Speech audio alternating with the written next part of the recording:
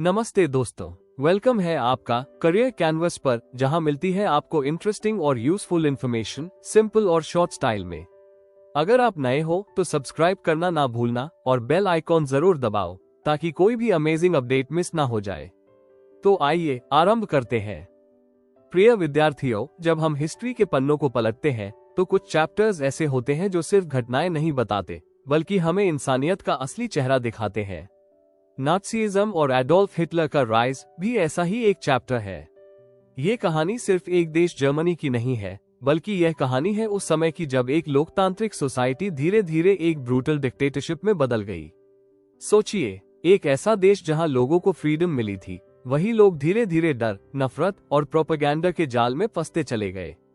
इस चैप्टर में हम देखते हैं कि कैसे इकोनॉमिक क्राइसिस, पॉलिटिकल इंस्टेबिलिटी और लोगों की इमोशंस के साथ खेलकर एक नेता पूरी नेशन को कंट्रोल कर सकता है। ये कहानी हमें ये भी सिखाती है कि डेमोक्रेसी सिर्फ एक सिस्टम नहीं है, बल्कि एक रिस्पॉन्सिबिलिटी है जिसे बचाना हर नागरिक का कर्तव्य है। जब लोग आंख बंद करके नेशनलिज्म और हेट्रेड को एक्सेप्ट कर लेते हैं, तब सोसाइटी का पतन शुरू हो जाता है।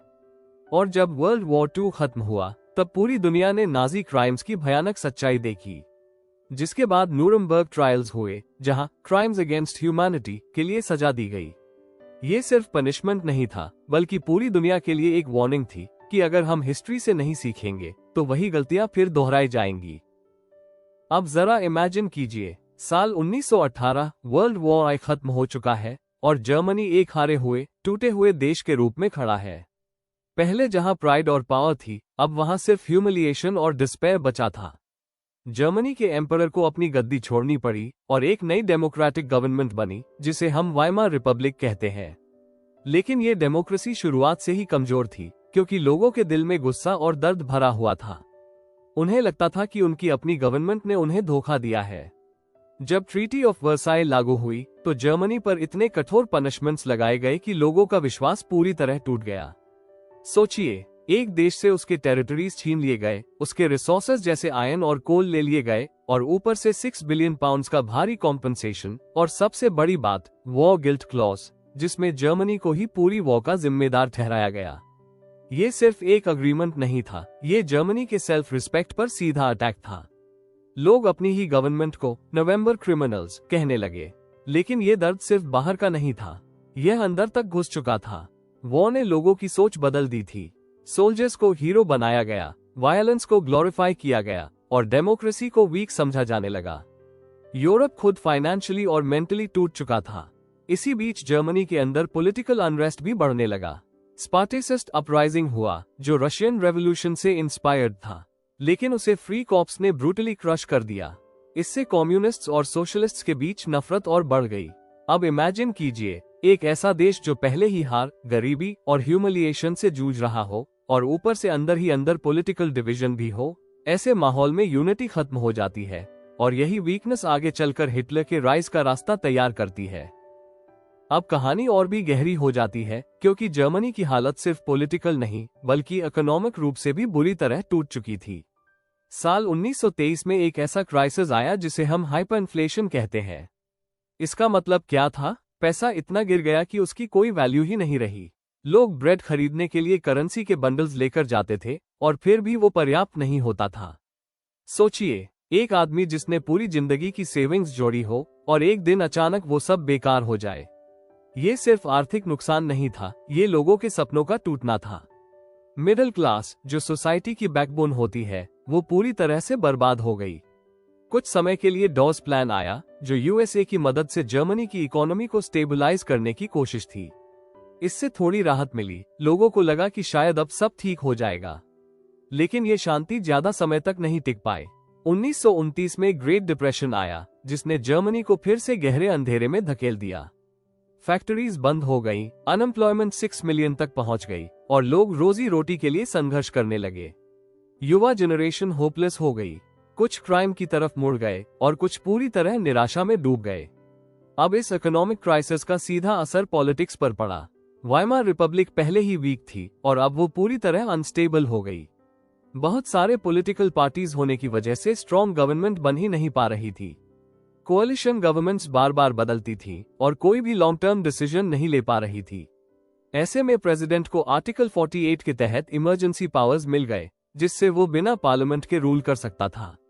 ये डेमोक्रेसी के अंदर डिक्टेटरशिप का बीज था। अब जरा सोचिए, एक तरफ गरीबी, बेरोजगारी और टूटती इकोनॉमी और दूसरी तरफ एक वीक पॉलिटिकल सिस्टम। ऐसे में आम जनता क्या चाहती है? स्टेबिलिटी, सिक्योरिटी और एक स्ट्रॉन्ग लीडर। और यही वो मोमेंट था जहां लोगों ने डेमोक्रेसी से उम्मीद छोड़ दी और एक ऐसे लीडर की तलाश शुरू की जो उन्हें इस अंधेरे से बाहर निकाल सके। यही डेस्परेशन आगे चलकर हिटलर को एक मौका देती है और धीरे धीरे एक नेता नहीं बल्कि एक डिक्टेटर जन्म लेता है। अब इस कहानी में एक ऐसा मोड़ आता है जहां एक व्यक्ति धीरे धीरे पूरे देश की उम्मीद बनकर सामने आता है। उसका नाम था एडोल्फ हिटलर। वो ऑस्ट्रिया में जन्मा था, लेकिन उसके विचार और एम्बिशंस जर्मनी के लिए थे। 1919 में उसने जर्मन वर्कर्स पार्टी ज्वाइन की, जिसे बाद में उसने बदलकर नाजी पार्टी बना दिया। शुरुआत में उसे कोई खास सफलता नहीं मिली, बल्कि 1923 में उसने सत्ता पर कब्जा करने की कोशिश की, जिसे बियर हॉल पुच कहा जाता है, और वह असफल रहा। उसे जेल भी जाना पड़ा, लेकिन यहीं से उसकी सोच और स्ट्रैटेजी और मजबूत हुई। जब जर्मनी इकोनॉमिक क्राइसिस और ग्रेट डिप्रेशन से जूझ रहा था, तब हिटलर ने लोगों की कमजोरी को समझा। उसने उनके दर्द, उनके गुस्से और उनकी निराशा को अपने शब्दों में बदल दिया। उसके स्पीचेस सिर्फ भाषण नहीं थे, वे इमोशंस को इग्नाइट करने वाले हथियार थे। वो लोगों से कहता था कि वो उन्हें जॉब्स देगा, इकोनॉमी को फिर से खड़ा करेगा और जर्मनी को उसकी खोई हुई रिस्पेक्ट वापस दिलाएगा। उसने ट्रीटी ऑफ वर्साई का बदला लेने का वादा किया, जिससे लोगों के दिल में छुपा गुस्सा और भड़क उठा। धीरे धीरे लोग उसे एक नेता नहीं बल्कि एक सेवियर के रूप में देखने लगे। उसके मास रैलीज में हजारों लोग शामिल होते थे। स्वस्तिका जैसे सिंबल्स लोगों को एक आइडेंटिटी और यूनिटी का एहसास कराते थे। उसकी प्रोपेगेंडा मशीन इतनी पावरफुल थी कि वो हर जगह अपनी इमेज को एक हीरो की तरह पेश करता था। 1932 तक नाजी पार्टी जर्मनी की सबसे बड़ी पार्टी बन गई, जिसे लगभग 37% वोट्स मिले, और 1933 में हिटलर को चांसलर बना दिया गया। यह वो पल था जब एक साधारण पॉलिटिशियन नहीं बल्कि एक फ्यूचर डिक्टेटर सत्ता में प्रवेश कर चुका था, और शायद उस समय लोगों को इसका अंदाजा भी नहीं था कि वे खुद अपनी फ्रीडम उसे सौंप रहे हैं। अब जैसे ही हिटलर को पावर मिली, उसने धीरे धीरे नहीं बल्कि बहुत तेजी से जर्मनी की डेमोक्रेसी को खत्म करना शुरू कर दिया। 1933 में एक घटना हुई, राइक्सटाग फायर, जिसमें पार्लियामेंट बिल्डिंग में आग लग गई। हिटलर ने इस घटना का इस्तेमाल एक अपॉर्चुनिटी की तरह किया। उसने इसे एक थ्रेट बताकर लोगों को डराया और तुरंत सिविल राइट्स सस्पेंड कर दिए, जैसे freedom of speech, freedom of press, यानी अब लोग खुलकर बोल भी नहीं सकते थे। इसके बाद आया एनेबलिंग एक्ट 1933, जिसने हिटलर को एब्सोल्यूट पावर दे दी। अब उसे लॉज बनाने के लिए पार्लियामेंट की जरूरत नहीं थी। सोचिए, एक डेमोक्रेसी जहां लॉज जनता के रिप्रेजेंटेटिव्स बनाते हैं, अब एक ही व्यक्ति सब कुछ डिसाइड कर रहा था। ये डेमोक्रेसी का अंत और डिक्टेटरशिप की शुरुआत थी। हिटलर ने धीरे धीरे सभी पॉलिटिकल पार्टीज को खत्म कर दिया, ट्रेड यूनियंस को भी बंद कर दिया गया। अब जर्मनी में सिर्फ एक ही पार्टी बची, नाजी पार्टी। इसका मतलब था कि लोगों के पास कोई चॉइस ही नहीं बची थी। लेकिन सिर्फ लॉज बदलना ही काफी नहीं था। हिटलर ने डर का ऐसा माहौल बनाया जहां कोई उसके खिलाफ सोच भी नहीं सकता था। उसने गस्टापो यानी सीक्रेट पुलिस बनाए, जो बिना किसी वार्निंग के लोगों को पकड़ सकती थी। एसएस प्रोटेक्शन स्क्वाड्स बनाए गए, जो नाजी आइडियोलॉजी को एनफोर्स करते थे। और सबसे डरावनी चीज थी कॉन्सेंट्रेशन कैंप्स, जहां लोगों को बिना ट्रायल के बंद किया जाता था और उनके साथ अमानवीय व्यवहार होता था। अब जर्मनी एक पुलिस स्टेट बन चुका था, जहां कानून नहीं बल्कि डर चलता था। लोग अपने ही नेबर्स पर शक करने लगे, कोई भी किसी के खिलाफ शिकायत कर सकता था। हर जगह सर्वेलेंस था, हर जगह फियर था, और इसी डर ने हिटलर की पावर को और मजबूत बना दिया। क्योंकि जब लोग डरते हैं, तब वे सवाल पूछना बंद कर देते हैं। अब अगर हम गहराई से समझें, तो नाज़िज़्म सिर्फ एक पॉलिटिकल सिस्टम नहीं था। यह एक डेंजरस आइडियोलॉजी थी जो रेसिज्म, हेट्रेड और एक्सपेंशन पर आधारित थी। हिटलर का मानना था कि सोसाइटी में एक नेचुरल हायरार्की होती है, जहां कुछ रेसेस सुपीरियर होती हैं और कुछ इन्फीरियर। उसके अनुसार आयंस यानी ब्लॉन्ड बाल और ब्लू आइज वाले जर्मन्स सबसे सुपीरियर थे। वो उन्हें प्योर रेस मानता था, जिन्हें दुनिया पर राज करना चाहिए। दूसरी तरफ जूस को वो सबसे नीचे रखता था। उन्हें वो जर्मनी का सबसे बड़ा दुश्मन मानता था। ये सिर्फ डिस्क्रिमिनेशन नहीं था, यह एक ऑर्गेनाइज्ड हेट्रेड था जिसे पूरी सोसाइटी में फैलाया गया। हिटलर के इन विचारों पर एक गलत इंटरप्रिटेशन का प्रभाव था जिसे उसने डार्विन्स थियरी ऑफ एवोल्यूशन से लिया था, सर्वाइवल ऑफ द फिटेस्ट। लेकिन उसने इसे रेसिज्म के जस्टिफिकेशन के रूप में इस्तेमाल किया। उसके अनुसार स्ट्रॉन्ग रेस को सर्वाइव करना चाहिए और वीक रेस को खत्म हो जाना चाहिए। अब इसी आइडियोलॉजी का एक और हिस्सा था लेबेन्सराम, जिसका मतलब है लिविंग स्पेस। हिटलर का मानना था कि जर्मनी को बढ़ने के लिए ज्यादा लैंड चाहिए और इसके लिए उसने ईस्ट की तरफ एक्सपेंशन की योजना बनाई, जैसे पोलैंड और रशिया। उसका उद्देश्य था रिसोर्सेज हासिल करना और एरियन रेस के लिए जगह बनाना। लेकिन सोचिए, ये सिर्फ लैंड लेने की बात नहीं थी, यह उन देशों के लोगों के अस्तित्व को खत्म करने की योजना थी। यह आइडियोलॉजी इंसान को इंसान नहीं बल्कि एक कैटेगरी बना देती है, सुपीरियर या इन्फीरियर। और यही नाज़िज्म की सबसे खतरनाक बात थी। ये लोगों के दिमाग को इस तरह बदल देती है कि वे क्रूअल्टी को भी सही मानने लगते हैं। बच्चे से लेकर बड़े तक हर किसी को यही सिखाया जाता था कि एरियन होना गर्व की बात है और बाकी लोग कमतर है। इस तरह नाज़िज्म ने सिर्फ जर्मनी की पॉलिटिक्स नहीं बदली, उसने लोगों की सोच, उनकी वैल्यूज और उनकी ह्यूमैनिटी को ही बदल दिया। और जब एक सोसाइटी अपनी ह्यूमैनिटी खो देती है, तब उसके एक्शंस भी उतने ही खतरनाक हो जाते हैं। अब इस कहानी का सबसे अंधेरा और दर्दनाक हिस्सा शुरू होता है, जहां नाज़िज्म सिर्फ एक आइडियोलॉजी नहीं रहता बल्कि एक क्रूर रियलिटी बन जाता है। एडोल्फ हिटलर का सपना था एक प्योर एरियन सोसाइटी बनाना, लेकिन इस प्योरिटी को हासिल करने के लिए उसने लाखों लोगों के जीवन को खत्म करने का रास्ता चुना। उसके अनुसार जो लोग उसकी रेशियल आइडियोलॉजी में फिट नहीं बैठते थे, वे अनडिजायरेबल्स थे, जैसे जूस, जिप्सीज, डिसेबल्ड लोग और पॉलिटिकल ओपोनेंट्स। सोचिए, एक सोसाइटी जहां इंसानों को उनकी ह्यूमैनिटी से नहीं बल्कि उनकी रेस, हेल्थ या विचारों के आधार पर जज किया जाए और फिर उन्हें जीने का अधिकार ही छीन लिया जाए। यही नाजी जर्मनी में हुआ। यूथनेसिया प्रोग्राम के नाम पर मेंटली और फिजिकली डिसेबल्ड लोगों को मार दिया गया। इसे एक मर्सी किलिंग कहा गया, लेकिन असल में यह एक प्लान्ड मर्डर था। लेकिन इस क्रूअल्टी की सबसे भयानक मिसाल थी हॉलोकॉस्ट। ये हिस्ट्री का एक ऐसा चैप्टर है जिसे सोचकर भी रूह कांप जाती है।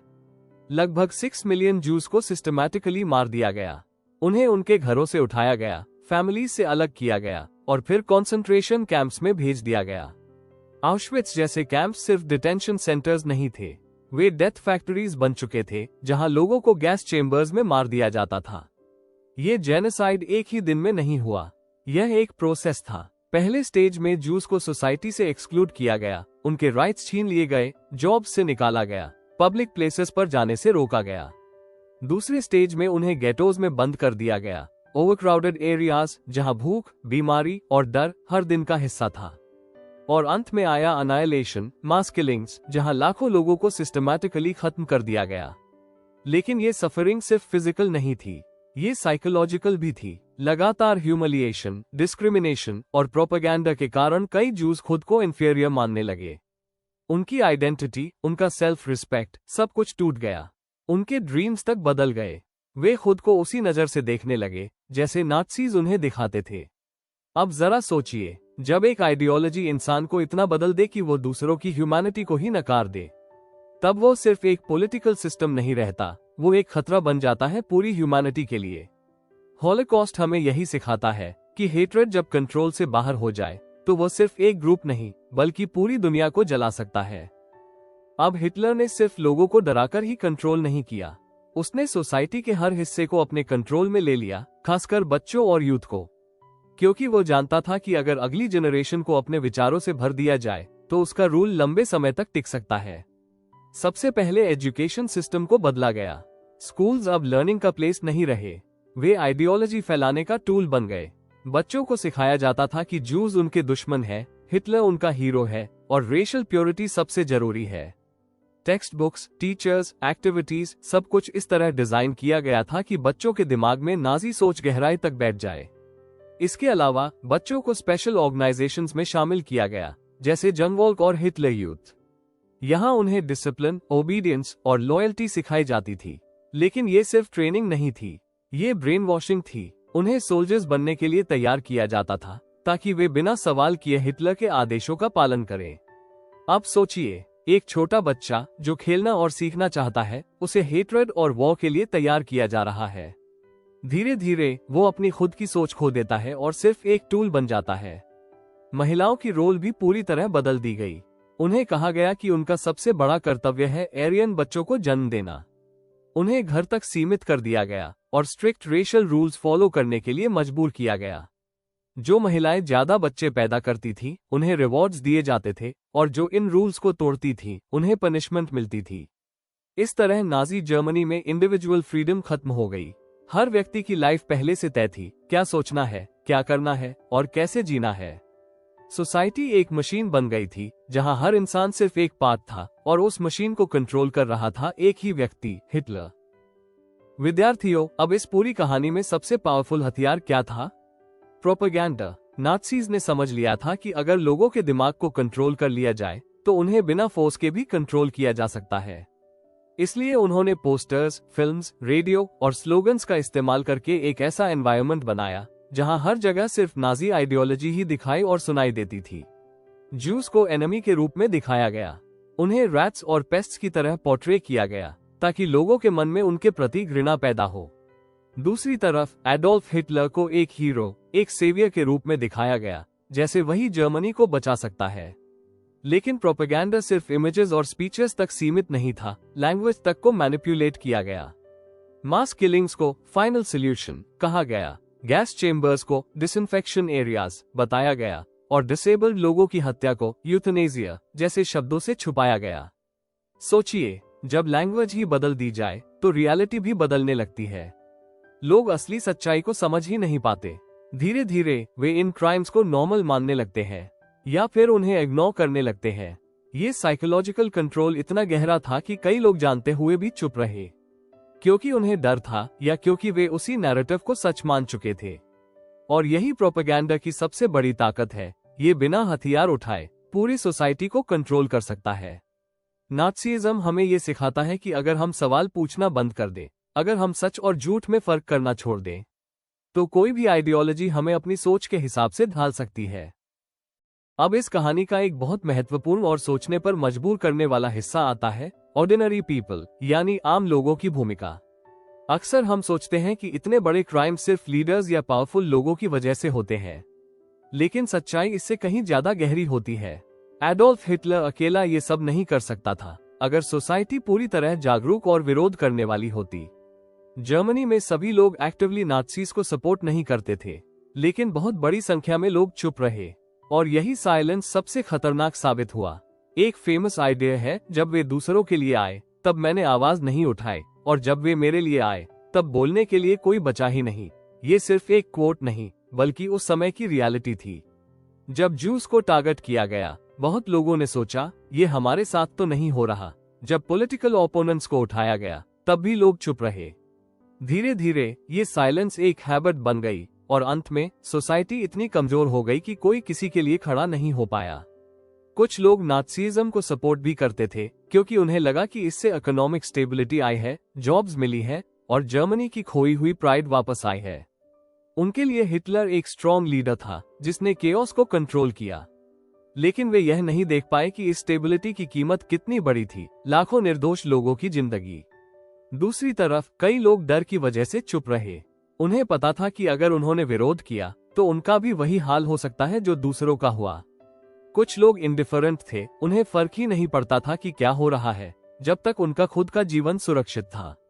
यही सबसे बड़ा लेसन है, इनजस्टिस सिर्फ तब नहीं बढ़ता जब लोग उसे सपोर्ट करते हैं, बल्कि तब भी बढ़ता है जब लोग उसे देखकर भी इग्नोर कर देते हैं। सोसाइटी की चुप्पी ही इनजस्टिस को ताकत देती है। अब हिटलर की एम्बिशन सिर्फ जर्मनी तक सीमित नहीं रही, वो पूरी दुनिया में अपनी पावर फैलाना चाहता था। उसकी फॉरेन पॉलिसी बहुत अग्रेसिव थी, जिसमें एक्सपेंशन और डोमिनेशन सबसे महत्वपूर्ण थे। 1933 में उसने लीग ऑफ नेशंस छोड़ दिया, जिससे साफ हो गया कि वो इंटरनेशनल रूल्स को मानने के लिए तैयार नहीं है। 1936 में उसने राइनलैंड को फिर से ऑक्यूपाई किया, जो ट्रीटी ऑफ वर्साई के खिलाफ था, लेकिन कोई भी कंट्री उसे रोक नहीं पाए। इससे उसका कॉन्फिडेंस और बढ़ गया।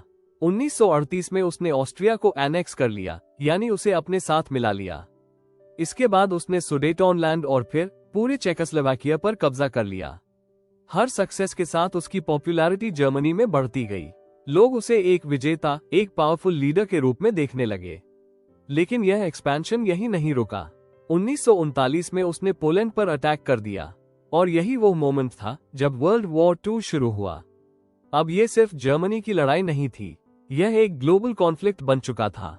शुरुआत में हिटलर को काफी सफलता मिली, लेकिन 1941 में उसने एक बड़ी गलती की, उसने सोवियत यूनियन पर हमला कर दिया। ये डिसीजन उसके लिए बहुत भारी पड़ा, क्योंकि यह युद्ध बहुत लंबा और कठिन साबित हुआ। इसी दौरान जापान ने पर्ल हार्बर पर हमला किया, जिसके बाद यूएसए भी इस वॉर में शामिल हो गया। अब जर्मनी के खिलाफ एक पावरफुल अलायंस बन चुका था। धीरे धीरे जर्मनी की ताकत कम होने लगी और अंत में 1945 में उसकी हार हो गई। जब हिटलर को अपनी हार निश्चित दिखने लगी तो उसने सुसाइड कर लिया और इसी के साथ एक युग का अंत हुआ। लेकिन यह अंत सिर्फ एक लीडर का नहीं था, यह एक ऐसे पीरियड का अंत था जिसने पूरी दुनिया को बदल दिया। प्रिय विद्यार्थियों, तो इस पूरी कहानी से हमें क्या सीख मिलती है?